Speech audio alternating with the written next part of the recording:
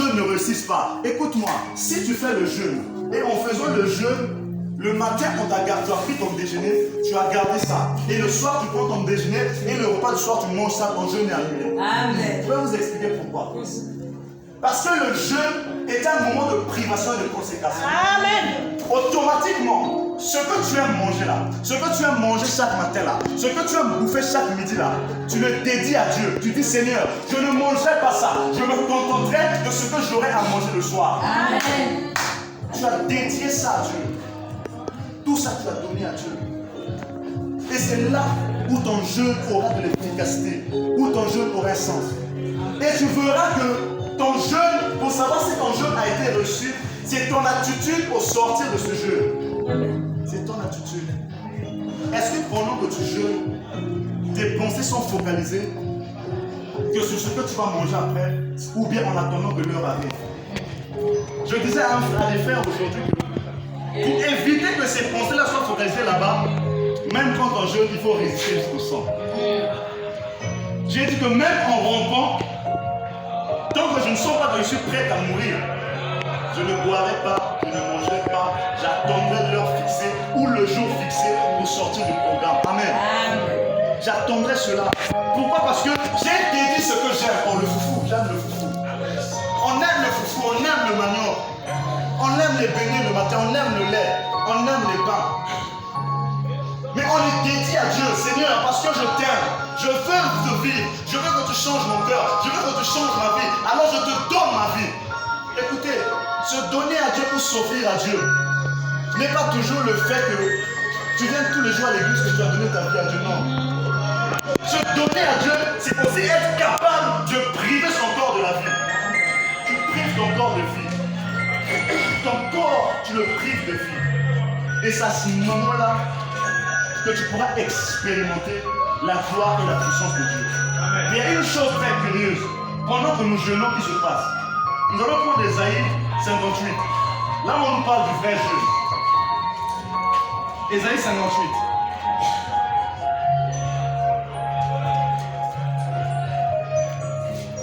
Ésaïe 58. Oh Seigneur. Verset 3 et 4.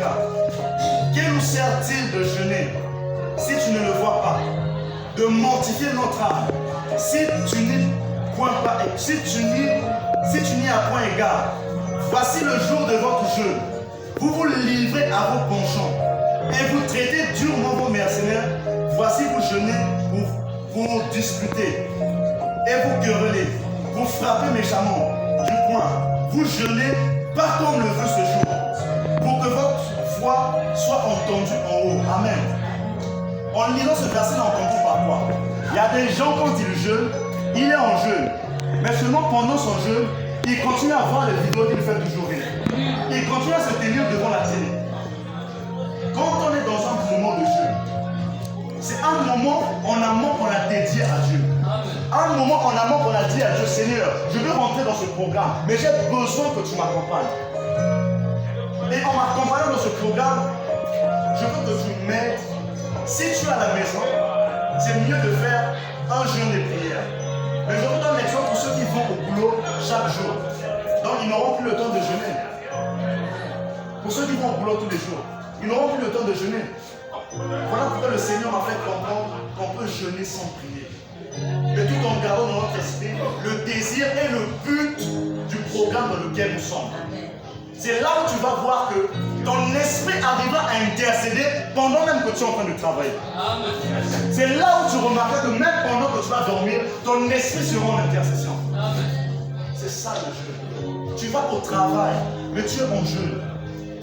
Pour ceux qui vont au boulot, de 7h à 18h, du lundi au samedi, donc ils n'auront plus le temps de donner, de s'offrir à Dieu. Dieu agrée aussi l'expression de notre corps. Voilà pourquoi j'ai dit que quand ton ventre bourdonne là, quand ton estomac commence à picoter, ça adresse des prières à Dieu. Amen. Ça adresse des prières à Dieu. Parce que la Bible dit que même par le soupir inexprimable, l'esprit interprète. Quand même à plus forte raison, l'expression de ton corps.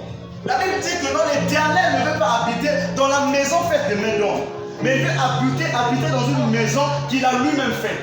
Amen. Mais quand tu lui donnes cette maison-là en sacrifice, quand tu lui donnes cette maison-là en sacrifice, l'Éternel agrée ton sacrifice. Jésus pouvait ouvrir la bouche sur le chemin de Golgotha. Jésus pouvait parler, il pouvait se défendre. Mais c'est parce qu'il savait que pour exprimer l'amour qu'il avait pour le Père, pour exprimer l'amour qu'il avait pour toi et moi, il a fallu qu'il se taise et laisser son corps être sacrifié. Amen. C'est là où nous arrivons nous aussi pour exprimer l'amour de Dieu. On doit être capable de se faire sentir à notre corps le goût de la mort. Amen. Le goût de la mort. Le goût de la mort, c'est quoi? C'est ce moment-là, quand tu sens que tu manques de force. Tu sens que toutes tes forces t'ont quitté. Tu sens que toutes tes forces t'ont quitté. Tu sens même que pour dire bonjour, tu n'arrives pas. Tu sens même que pour te relever là, tu n'arrives pas. Mon frère, arrive à cette dimension et tu comprendras pourquoi Paul a dit que si je fais toutes ces choses et je n'ai pas l'amour, je ne suis rien. Vous allez voir dans le même verset, 1 Corinthiens chapitre 13, à partir du verset 13, il dit que ces trois choses demeurent, la foi, l'espérance et l'amour. C'est par là qu'on comprend qu'il y a de ceux qui ont la foi en Jésus, mais qui n'ont pas l'amour. Il y a de ceux qui croient en Jésus, mais qui n'ont pas l'amour de Jésus. Qui n'ont pas l'amour. C'est pourquoi au début on a dit, on connaît tous Jean chapitre 3 verset 16, mais est-ce qu'on connaît 1 Jean chapitre 3 verset 16? L'amour de Dieu. On peut exprimer en donnant notre vie, en livrant notre corps, en devenant des sacrifices vivants. Tu es sacrifié. Voilà pourquoi Paul dit que moi, prisonnier de Christ, il est ma vie et la mort m'est un gain. La mort m'est un gain. Les gens pensent que quand Paul parle de la mort, ils ne voient que la mort physique qu'il attendait pour rejoindre le royaume de Dieu. Mais il parlait aussi des sacrifices qu'il allait endurer pour Dieu. Des sacrifices qu'il allait endurer pour le nom de Jésus. Amen. C'est de ça qu'il parlait.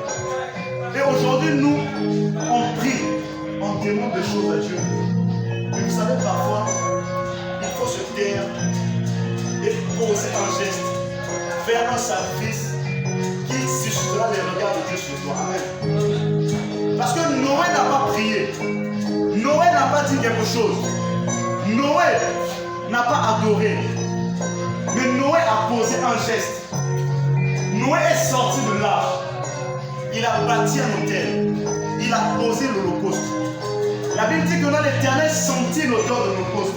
Et il fit avec Noé une alliance. Et cette alliance était une alliance de justice. Amen.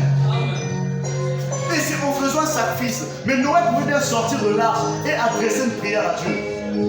Mais il s'est dit que même en offrant des holocaustes, même en donnant le sacrifice à Dieu, c'est une prière que je lui donne parce que ce sont des choses auxquelles il prend plaisir. Dieu prend plaisir au jeûne et Dieu ne te voit jeûner. Certaines personnes ne comprennent pas. Quand on parle du jeûne, c'est vrai que la puissance ne réside pas dans le jeûne, mais la puissance réside aussi dans le jeûne. Amen. C'est vrai que la puissance est dans le nom de Jésus. Mais nous avons dit dernièrement la semaine passée que le nom de Jésus que nous prononçons, quelle est l'unité que tu as avec ce nom-là? Quel est l'accord que tu as avec ce nom-là pour que la puissance de ce nom-là se manifeste quand tu le déclares? Amen. Mais or, ce qu'on oublie, que la puissance qui est rattachée au nom de Jésus, qu'on doit manifester, doit d'abord passer par l'unité qu'on a avec ce nom-là. Quand tu arrives à avoir l'unité, à être uni avec ce nom-là, tu arrives à manifester sa puissance. Mais or, tu ne peux pas prétendre être uni à Dieu ou à Christ si tu n'es pas capable de manifester son amour.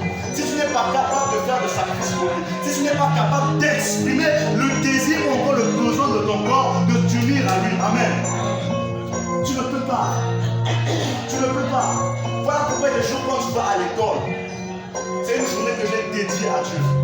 Je suis en jeûne. Je suis en jeûne, je ne mange, je ne bois. Quand j'ai un petit moment, je me ferai même 5 minutes pour dire quelque chose à Dieu. Je me ferai même 5 minutes, 2 minutes pour dire quelque chose à Dieu. Quand tu es à la maison, tu veux jeûner, prie. Dieu agrée tout cela.